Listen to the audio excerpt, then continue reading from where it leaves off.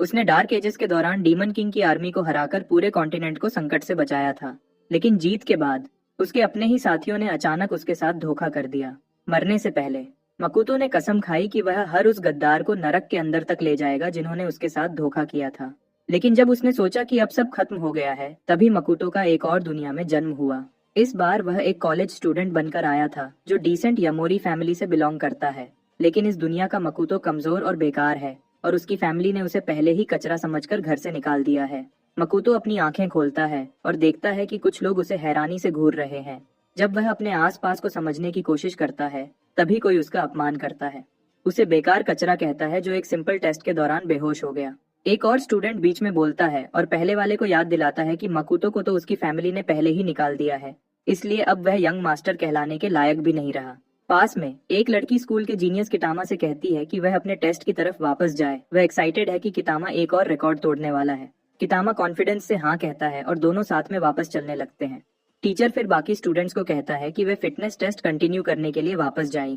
जब सब लोग मकुतो को इग्नोर करते हुए चले जाते हैं, तभी अचानक एक अजीब सी खामोशी छा जाती है। यादों का एक तूफान उसके दिमाग में घूमने लगता है। उसे समझ आता है कि उसका जन्म एक और लड़के के रूप में हुआ है जिसका नाम भी मकुतो ही है। इस नई दुनिया में यहाँ का मकुतो कमजोर शरीर का मालिक है क्योंकि उसके मेरिडियंस ब्लॉक्ड हैं, जिसकी वजह से उसके माँ बाप की मौत के बाद उसके कबीले ने उसे छोड़ दिया। जब वह इन यादों को देखता है तो उसे पता चलता है कि इस दुनिया में किसी को भी कल्टीवेशन के बारे में कुछ नहीं पता। अपने आसपास को महसूस करते हुए मकुतो हवा में ची की प्रेजेंस को फील कर सकता है। अपनी पिछली जिंदगी में लुई के लोगों ने ये डिस्कवर किया था कि हवा में से इस ची को कैसे अब्सॉर्ब किया जाए। मकुतो ची पर फोकस करने के लिए अपनी आंखें बंद करता है, लेकिन उसे सिर्फ थोड़ी सी ची का पता चल पाता है। लेकिन वह हिम्मत नहीं हारता और इस एनर्जी को अपने शरीर में लेने की कोशिश करता है। अपनी पिछली कल्टीवेशन की जानकारी की वजह से वह जल्दी ही चियाई को एब्जॉर्ब करना सीख जाता है। किसी भी कल्टीवेटर की तरह वह इस एनर्जी को स्टोर करने और प्रैक्टिस से अपने शरीर को स्ट्रांग बनाने का प्लान बनाता है।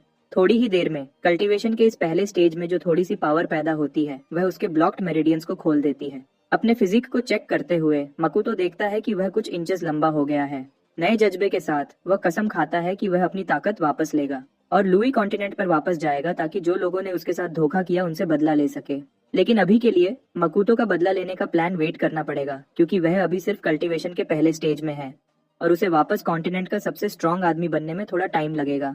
अपने शरीर में हुए चेंजेस को चेक करने के लिए और अपनी ताकत को जांचने के लिए मकुतो स्कूल के फिजिकल टेस्ट में हिस्सा करने का फैसला करता है। वह जल्दी से वापस फील्ड की तरफ जाता है ताकि टीचर्स को अपने फैसले के बारे में बता सके। स्टूडेंट्स तुरंत उसका मजाक उड़ाना शुरू कर देते हैं क्योंकि वह कितामा को हराने की कोशिश कर रहा है। जाहिर तौर पर कितामा स्कूल का फेवरेट है और उसे एक प्रेस्टिजियस फिजिकल एजुकेशन यूनिवर्सिटी में रिकमेंडेशन भी मिली हुई है। कितामा भी स्टूडेंट्स के साथ मिलकर मकुतो का मजाक उड़ाता है। उसे इज्जत के बिना का कचरा कहता है। मकुतो उन सबकी बातों को इग्नोर करता है। वह ये यकीन रखता है कि उसकी ताकत अब एक नॉर्मल इंसान से काफी ज्यादा है। एक लड़का उसे याद दिलाता है कि इस रेस में अब कोई और नहीं है क्योंकि कोई भी किटामा के खिलाफ कम्पीट नहीं करना चाहता। थोड़ी देर बाद मकुतो और कितामा दोनों ट्रैक पर आते हैं, एक दूसरे के खिलाफ कम्पीट करने के लिए तैयार हो जाते हैं। जैसे ही गन चलती है, कितामा बिना किसी देरी के भागना शुरू कर देता है।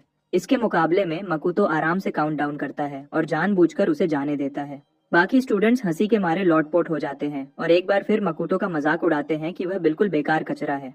3 सेकंड्स के बाद मकुतो अचानक से फुल स्पीड में भागना शुरू करता है जो सबको शॉक कर देता है। कुछ ही सेकंड्स में वह बिजली की तरह कितामा को पीछे छोड़ देता है। बेसिकली जब कल्टीवेटर्स पहली बार लुई कॉन्टिनेंट पर आए थे तो उनकी फिजिकल और मेंटल क्षमताएं नॉर्मल इंसानों से काफी ज्यादा थीं। जब मकुतो फिनिश लाइन के पास पहुंचता है तो सबको हैरानी होती है कि वह तुरंत फिनिश लाइन क्रॉस नहीं करता, बल्कि वह दोबारा काउंट डाउन करना शुरू कर देता है ताकि कितामा उसके पास आ सके। वह कितामा को एक्स्ट्रा 3 सेकंड्स देता है और फिर फिनिश लाइन क्रॉस करता है। टीचर टाइमर चेक करता है और बताता है कि मकुतो ने लगभग 9 सेकंड्स का नया रिकॉर्ड बनाया है। कितामा भी रेस खत्म करता है, लेकिन उसे यकीन नहीं हो रहा कि वह स्कूल के इस बेकार लड़के से हार गया। हालांकि अभी वह अपनी पूरी ताकत तक नहीं पहुंचा है। मकुतो अपनी ताकत से खुश है। इस नई शुरुआत के साथ वह प्रॉमिस करता है कि वह बहुत बड़ा बनकर दिखाएगा और उन सबको गलत साबित करेगा जिन्होंने उसे पहले अंडर एस्टिमेट किया था। लुई कॉन्टिनेंट में वापस जाकर मकुतो को सबसे शक्तिशाली माना जाता था और लगभग 50 साल की ट्रेनिंग में उसने बहुत सारे एक्सपर्ट्स को पीछे छोड़ दिया था। 65 साल की उम्र में उसने कल्टीवेशन की 7th स्टेज हासिल कर ली थी और कॉन्टिनेंट का सबसे ताकतवर कल्टीवेटर बन गया था। अब इस नए बेकार बॉडी में फंसकर मकुतो स्पेशल मेडिसिन यूज करने का प्लान बनाता है ताकि वह अपनी कल्टीवेशन जल्दी कर सके। वह उनकी कीमतें चेक करता है और उसे पता चलता है कि वे बहुत महंगी हैं और इस नए बॉडी का असल मालिक तो एक कंगाल लूजर था। मकुटो टैलिस्मन्स बनाकर बेचना चाहता है, लेकिन उसके पास लो ग्रेड सामान के लिए भी पैसे नहीं हैं। अपने बदला लेने के प्लान्स को छोड़ना नहीं चाहता। वह कसम खाता है कि वह किसी भी तरह से पैसे कमाने का रास्ता ढूंढ लेगा। जब मकुतो अभी भी ये सोच रहा होता है कि पैसे कैसे कमाए, कितामा, जो फील्ड क्लब का कैप्टन है, अपने दोस्तों के साथ उसे बाथरूम में घेर लेता है। धमकाने वाले दस्ते में हारू भी है, जो बॉक्सिंग क्लब का कैप्टन है। कितामा मकुतो को बताता है कि फील्ड में जो रेस का स्टंट उसने किया था, उसकी वजह से उसे प्रोटेक्शन फी जल्दी देनी होगी। अपनी मेमोरी से मकुतो को याद आता है कि ये लोग हमेशा असल मालिक से पैसे लूटते थे। सिर्फ पिछले हफ्ते ही कितामा, हारू और अकीरा ने उसे घेर कर प्रोटेक्शन फी के नाम पर पैसे लिए थे। मकुतो के अजीब एक्सप्रेशन को देखकर कितामा थोड़ा घबरा जाता है और हारू को आगे करने को कहता है।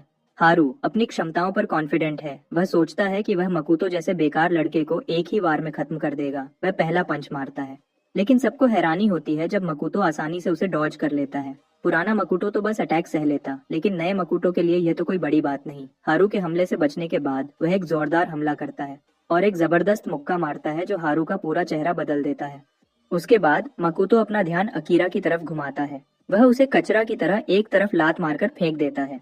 होउटा और कितामा शौक में खड़े हैं। उन्हें विश्वास नहीं हो रहा कि यह वही डरपोक मकुतो है जिसका वे मजाक उड़ाते थे। मकुतो उनकी तरफ देखता है और पूछता है कि क्या अब वे डर गए हैं, लेकिन भागने के बजाय होउटा और कितामा उसके ऊपर अटैक करने के लिए दौड़ पड़ते हैं। लेकिन वह आसानी से उनकी कलाइयों को पकड़ लेता है और उनका अटैक बीच में ही रोक देता है। फिर इतनी आसानी से वह उनकी कलाइयों को कुचल देता है। दोनों दर्द से चीख पड़ते हैं। मकुतो उनकी चीखों को इग्नोर करता है और उनकी तकलीफ देखकर खुशी महसूस करता है। दर्द बर्दाश्त न कर पाते हुए होउटा और कितामा घबराकर मकुतो से छोड़ने की भीख मांगते हैं। तभी मकुतो उन्हें छोड़ देता है और आसानी से उन्हें कचरा की तरह एक कोने में फेंक देता है। अब तक कितामा इतना डर गया है कि वह कांपते हुए मकुतो से रहम की रिक्वेस्ट करता है। मकुतो मान जाता है, लेकिन जैसे ही वह हारू को छोड़ने की कोशिश करता है,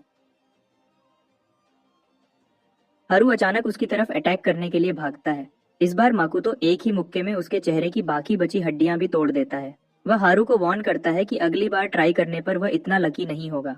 ये पूरा सीन देखते हुए कितामा और बाकी सब वीडियो के एंड तक ऑलमोस्ट अपनी पैंट में हैक देते हैं। मकुतो को देखकर वे सब भयानक डर गए थे। मकुतो उन्हें ऑर्डर देता है कि जो भी चीज उन्होंने उससे छीन ली थी वह सब वापस करें। यह सुनकर वे सब कंफ्यूज्ड हो जाते हैं। जब वह दोबारा गुस्से में रिपीट करता है, कितामा डर के मारे चिल्लाता है और वादा करता है कि सब वापस कर देगा। फिर वह नोट्स का एक बंडल निकालता है और इज्जत से झुककर मकुतो को देता है। पैसे लेने के बाद मकुतो बाथरूम से बाहर निकलता है और सोचता है कि होपफुली वे लोगों को इस बारे में नहीं बताएंगे। लेकिन क्योंकि वे इतने डरे हुए लग रहे थे, उसे लगता है कि उनकी हिम्मत नहीं होगी किसी को बताने की। बाहर जाते हुए मकुतो डिसाइड करता है कि वह जल्द ही स्कूल छोड़ने वाला है, क्योंकि अपना मकसद पूरा करने के लिए काम करते हुए स्कूल जाना उसके लिए मुश्किल है।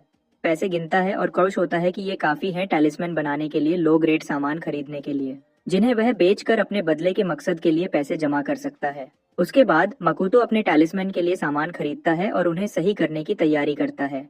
टैलिस्मैन एक ऐसी चीज है जो आम कल्टीवेटर्स यूज करते हैं। वह उन्हें बनाते वक्त मानसिक एनर्जी को सामान में डालता है ताकि उन्हें रहस्यमय पावर्स मिल सकें। हालांकि वह सिर्फ फर्स्ट स्टेज का ची कल्टीवेटर है, मकुतो आसानी से उन्हें रिफाइन कर लेता है।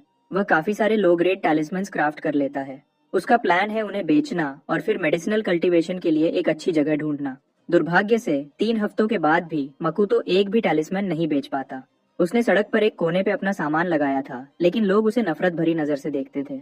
सुबह अपनी मॉर्निंग वॉक के दौरान मकुतो को सड़क पर एक बुरी तरह से जख्मी कुत्ता मिलता है। वह अपने हीलिंग टैलिस्मैन्स में से एक को कुत्ते पर यूज करता है ताकि उसका इफेक्ट देख सके।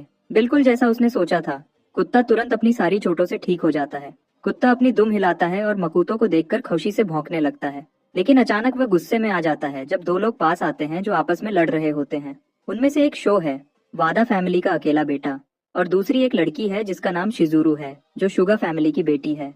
लग रहा था कि दोनों एक कुत्ते को ढूंढ रहे थे और उस पर भस कर रहे थे।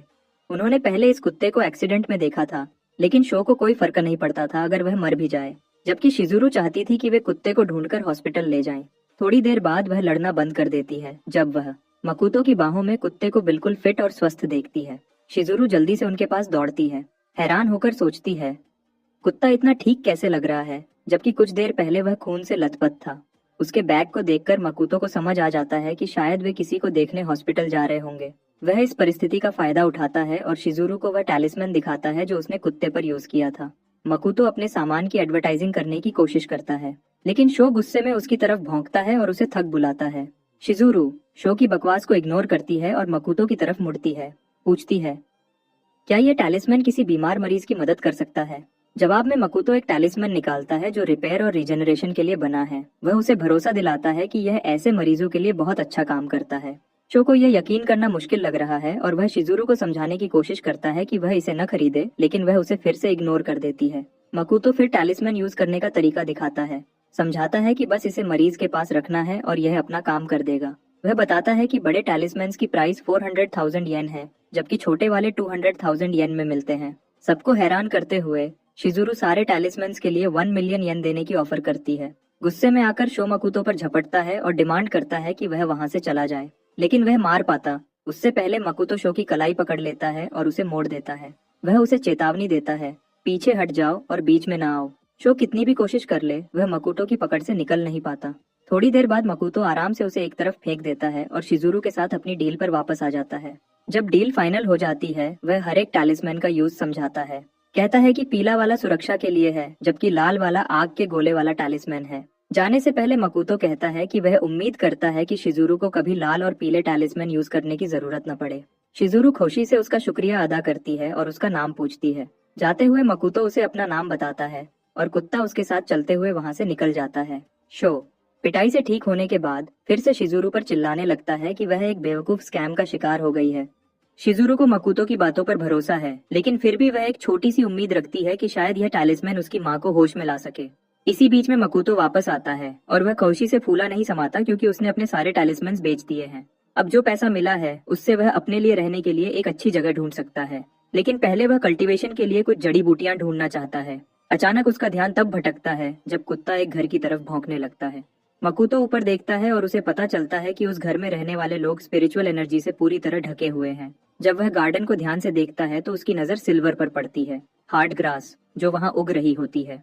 इसी बीच में शो हॉस्पिटल में अपनी कलाई के घावों का इलाज करवा रहा होता है। जब नर्स उसके घाव का इलाज कर रही होती है, शो गुस्से में बड़बड़ा रहा होता है।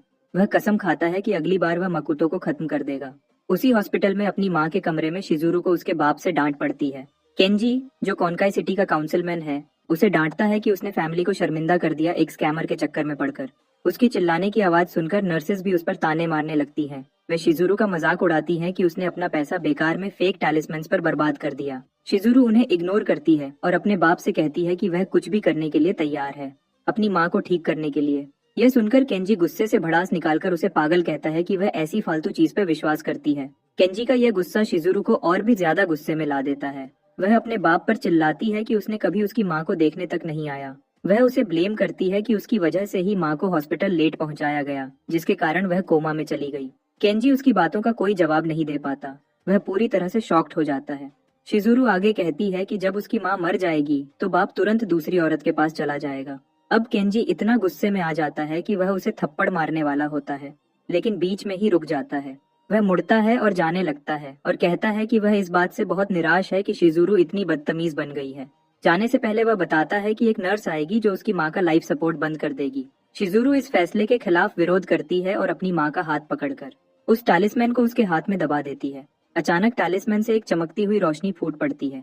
इसे देखकर शिजुरू शॉक हो जाती है। उसकी माँ उसके बालों को सहलाती है और शिजुरू का नाम लेती है। यह सब केंजी की भी नजर में आ जाता है जब वह बाहर जाने ही वाला होता है। शिजुरू की माँ योको अपनी बेटी को देखती है और कहती है कि वह कितनी पतली हो गई है। केंजी तुरंत कमरे से बाहर भागता है ताकि डॉक्टर को बुला सके। बाहर जाकर वह खुशी से पूरी ताकत से चिल्लाता है और सबको बताता है कि उसकी बीवी होश में आ गई है। शॉक्ड डॉक्टर और नर्स तुरंत अंदर आते हैं और योको की कुछ टेस्ट्स करने लगते हैं।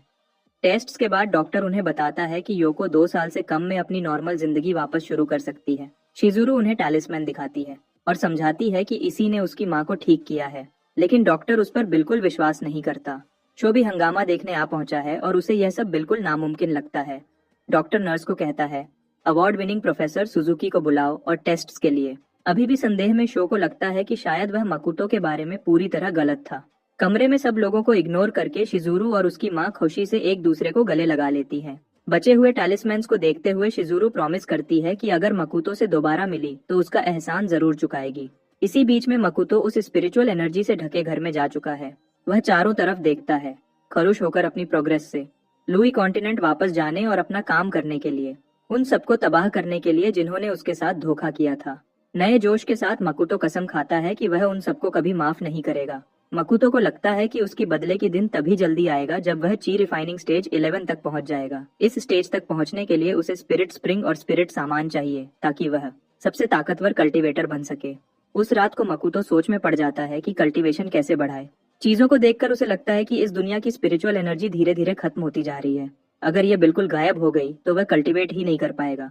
मकुतो सोचता है कि ऐसा कोई जगह या चीज कैसे ढूंढे जो स्पिरिचुअल एनर्जी से भरी हो ताकि अभी के हालात से निकल सके। वह स्पिरिचुअल स्प्रिंग या स्पिरिचुअल सामान को लेकर परेशान था, लेकिन कैसे न कैसे उसकी किस्मत अच्छी थी कि गार्डन में सिल्वर हार्ट ग्रास उग रही मिली। ये ग्रास तो स्पिरिचुअल सामान ही मानी जाती है और नॉर्मल जड़ी बूटियों से अलग। इससे एलिक्सर्स रिफाइन किए जा सकते हैं जो कल्टीवेशन बढ़ाने में मदद करते हैं। मकुतो को लगता है कि इस ग्रास के बेरीज से पिल रिफाइन करने से शायद वह कल्टीवेशन के सेकंड स्टेज तक पहुंच जाए, लेकिन उसे डर है कि पिल रिफाइन करते वक्त छोटी सी गलती भी उसकी सारी प्रोग्रेस बर्बाद कर सकती है। किसी चमत्कार का इंतजार नहीं करना चाहता, इसलिए मकुतो तुरंत ट्रेनिंग शुरू करने का फैसला करता है ताकि वह तैयार रहे। अगली सुबह वह कुछ और टैलिस्मन्स बेचने निकल पड़ता है क्योंकि कल्टीवेशन पिल्स रिफाइन करना बहुत महंगा पड़ता है। मकुतो अपना काम कर रहा होता है, सर झुकाए रखता है, जब अचानक उसे पता चलता है कि दूर से एक लोगों का ग्रुप उस पर नजर रखे हुए है। टैलिस्मन्स बेचने की तीसरी दिन से ही उसने नोटिस किया था कि ये लोग उस पर नजर रख रहे हैं। मकुतो को लगता है कि आज उनकी तादाद ज्यादा है, मतलब जल्दी ही वे उस पर हमला कर सकते हैं। उनका सीधा मुकाबला करने का फैसला करके वह अपना सामान समेटने लगता है, लेकिन तभी एक लड़की उसका नाम पुकारकर उसके बीच में आ जाती है। लड़की कहती है कि उसे उसकी फिक्र हो रही थी क्योंकि वह अचानक स्कूल आना बंद कर दिया।